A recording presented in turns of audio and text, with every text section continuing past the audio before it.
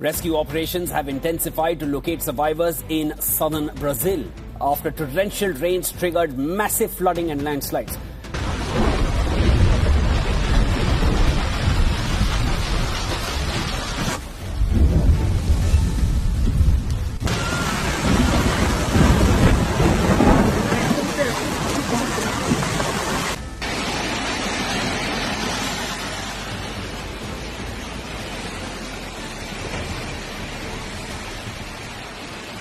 ያስቡት ቀኑን ሙሉ ስትለፉ ስትደክሙ ውላችሁ ማታ ወደ ሞቃታማ ቤታችሁ ተመለሳችኋል።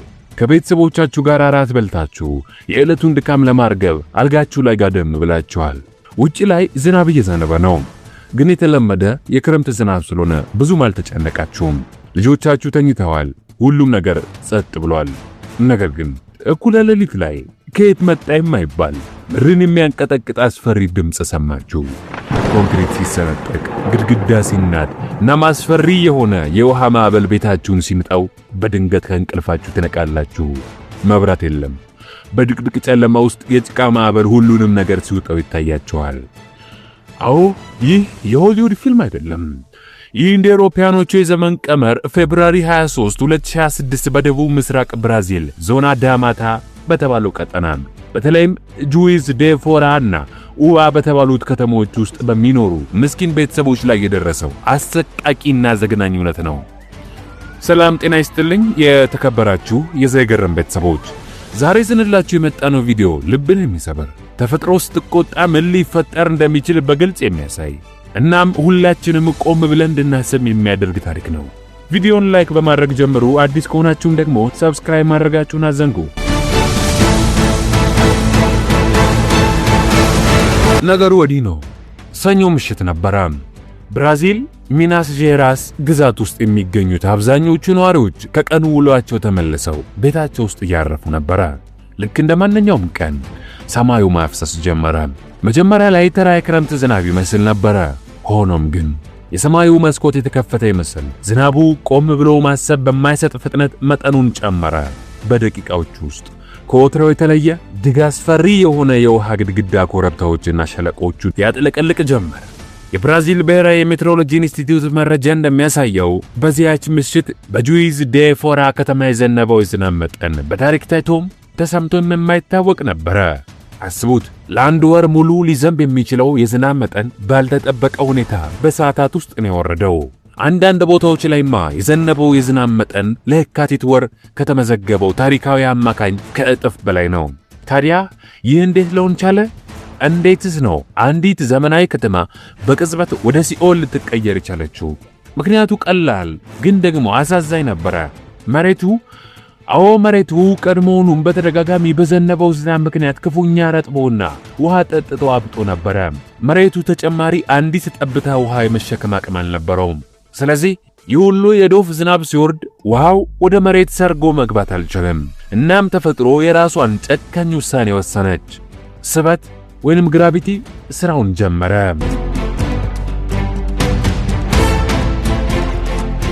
ጁዊዝ ዴ ፎራ ከግማሽ ሚሊዮን ማለትም 560 ሺህ በላይ ነዋሪዎች አሉባት ከሪዮ ዲ ጄኔሮ ግዛት ድንበር አቅራቢያ የምትገኝ ውብ ከተማ ናት። የከተማዋ መልክዓ ምድር ልዩ ነው። ገደላማ ኮረብታዎች፣ ጠባብ ሸለቆችና እርስ በርስ የተጠጋጉ ቤቶች ያሉባት ከተማ ናት። ሰዎች ቤቶቻቸውን የገነቡት አብዛኛውን ጊዜ መረጋጋት በሌላቸው ገደላማ ቦታዎች ላይ ነው። ይህ መልክዓ ምድር በመልካም አየር ጠባይ ጊዜ እጅግ ውብና ማራኪ ቢሆንም እንደዚህ አይነት የተፈጥሮ ቁጣ ሲመጣ ግን ምህረት የለሽ ነው። እኩለ ሌሊት ላይ ዝናቡ እጅግ በጣም ሲበረታ በተራራዎች ላይ የተጠራቀመው ውሃ፣ ጭቃ፣ ቋጥኝና የተገነደሱ ዛፎች ባጭሩ በመንገዱ ያገኘውን ሁሉ እየጠራረገ ቁልቁል መገስገስ ጀመረ። ጉዱ ገና ነው። የጭቃው ናዳ የከተማዋን የመኖሪያ መንደሮች መምታት ሲጀምር ሰዎች አሁንም ቤታቸው ውስጥ ተኝተው ነበረ። የሲቪል መከላከያ ባለስልጣናት እንደገለጹት በሰዓታት ልዩነት ውስጥ በደርዘን የሚቆጠሩ የመሬት መንሸራተት ወይንም ላንድ ስላይድስ አደጋዎች ተከስተዋል። ሙሉ የኮረብታ መንደሮች በቅጽበት ተናዱ። የውሃና የጭቃ ግፊቶች ቤቶችን እንደ ካርቶን አጣጥፎ ጣላቸው። የነፍስ አድን ሰራተኞችና የአደጋ ጊዜ ምላሽ ሰጪዎች ያዩትን ሲገልጹ የጦርነት ቀጠና ነው የሚመስለው ብለዋል። መንገዶች በወፍራም ጭቃ ተቀብረዋል። መኪኖች እንደ አሻንጉሊት ተገለባብጠዋል። የኤሌክትሪክ ምሰሶዎች ተሰባብረው በውሃ በተሞሉ መንገዶች ላይ ተዘርግተዋል። በአንዳንድ አካባቢዎች ነዋሪዎች ሕንፃዎች ሲፈርሱ በሞባይል ስልካቸው ቀርጸውታል። ኮንክሪት ሲሰነጠቅ፣ አሰቃቂ ፍንዳታ ድምፅ ሲሰማ እና ሰከንዶች በማይሞላ ጊዜ ውስጥ ባለብዙ ፎቅ ሕንፃዎች ወደ ትቢያና ብናኝ ሲቀየሩ ማየት በእውነት ልብን ያደማል።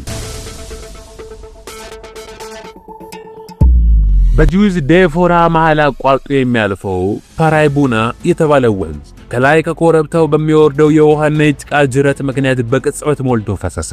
የወንዙ ዳርቻው የንግድ ቤቶችና ዋና ዋና መንገዶች በውሃ ተዋጡ። ውሃው የሱቆችን መስታወት እየሰበረ በመግባት ዕቃዎችን አወደመ። የኤሌክትሪክ መስመሮችን አቋረጠም። በተለይም ዝቅተኛ ቦታዎች ላይ በሚገኙ መንደሮች የአፓርትመንት ቤቶች የምድር ቤት ሙሉ በሙሉ በደፈረሰና አሰቃቂ ጠረን ባለው የጭቃ ውሃ ተሞላ። ነዋሪዎች ሕይወታቸውን ለማትረፍ በድቅድቅ ጨለማ ውስጥ ወደ ላይኛው ፎቆች መሸሽ ግድ ሆነባቸው። መላው ከተማ መብራት ስለጠፋ የነበረው ብቸኛ ብርሃን የመብረቅ ብልጭታ ብቻ ነበረ። ማክሰኞ ጠዋት ፀሐይ ስትወጣ የተፈጠረው ጥፋት ምን ያህል አሰቃቂ እንደሆነ በግልጽ ታየ። ከተማዋ በጭቃ በተጠማዘዙ ብረቶችና በፈራረሱ ቤቶች ተሞልታለች። ቀደም ሲል ደማቅ የነበሩ መንደሮች አሁን ጸጥታ የሰፈነባቸው የመቃብር ስፍራዎች ሆነዋል። ባለሥልጣናት ወዲያውኑ የሟቾችን ቁጥር ማሳወቅ ጀመሩ። ነፍስ አድን ፍለጋው ሲቀጥል ቁጥሩ እያሻቀበ ሄደ። በጥቂት ቀናት ውስጥ ብቻ ከ36 በላይ ሰዎች ሕይወታቸውን እንዳጡ ተረጋገጠ። በደርዘን የሚቆጠሩ ደግሞ የደረሱበት አልታወቀም ተብለው ተመዘገቡ። ቤተሰቦች በጭቃ እየተዋጡ ቤቶቻቸው ፍርስራሽ ዙሪያ እየዞሩ የጠፉ ወዳጅ ዘመዶቻቸውን ስም እየጠሩ ሲያለቅሱ ማየት አእምሮን የሚረብሽ ትዕይንት ነበረ።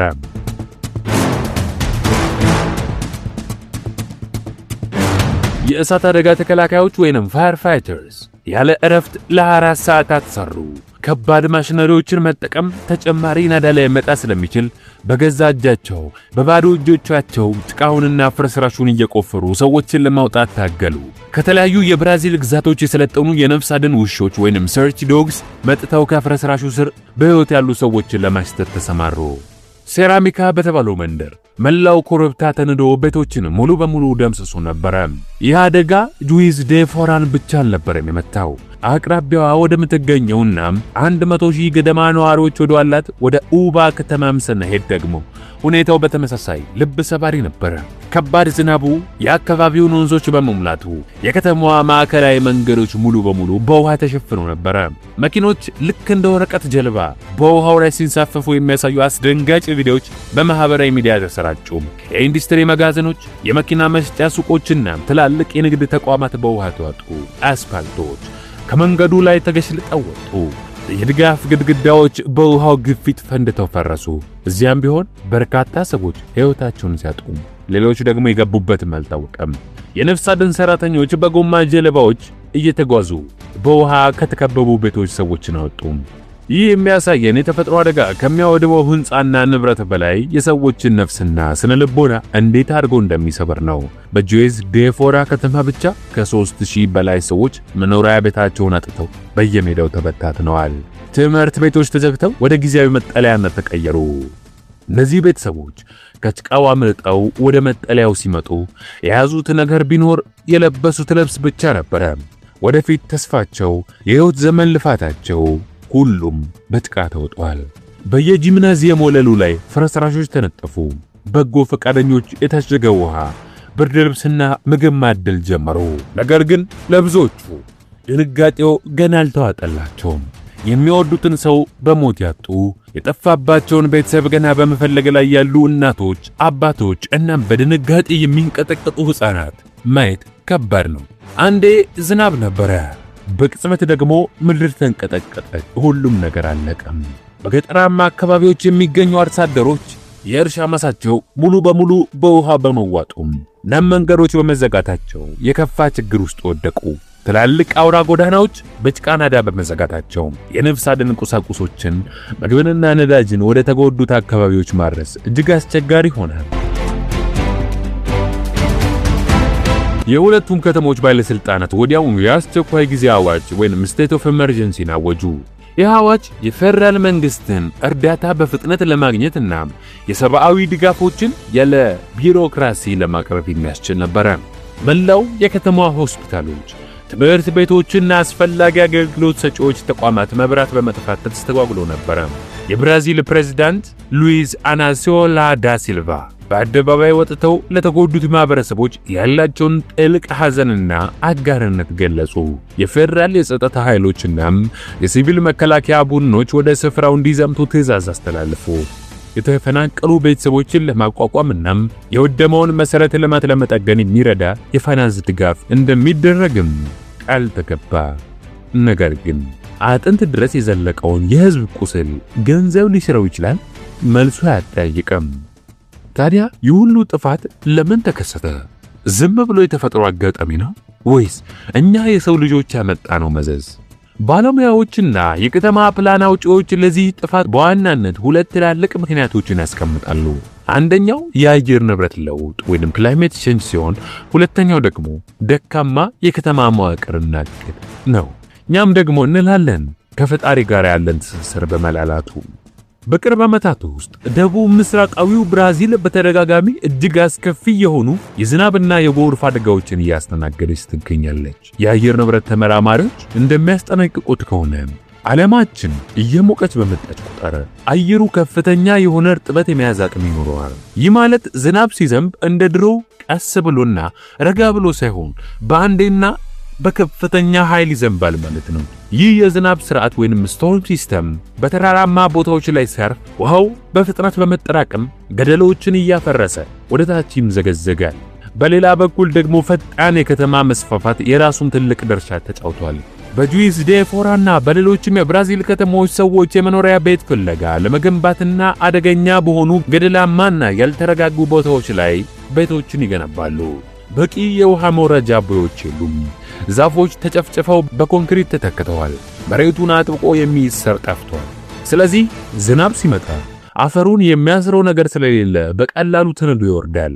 ባለስልጣናት የማስጠንቀቂያ ስርዓቶችን ወይንም early warning systems ቢዘረጉም የዚህ አደጋ ፍጥነትና መጠን ግን ማንኛውንም ቅድመ ዝግጅት የሚያስንቅ ነበር።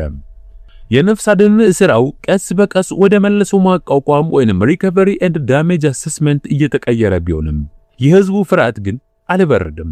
የሜትሮሎጂ ባለሙያዎች አሁንም ቢሆን ተጨማሪ ዝናብ ሊኖር እንደሚችል ማስጠንቀቂያ ሰጥተዋል። አስቡት፣ በዛ መከራ ውስጥ ላለ ህዝብ አሁንም ዝናብ ይመጣል የሚለው ዜና ምን ያህል አስጨናቂ እንደሆነ።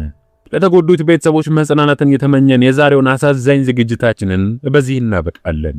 እናንተ ስለዚህ ጉዳይ ምን ታስባላችሁ?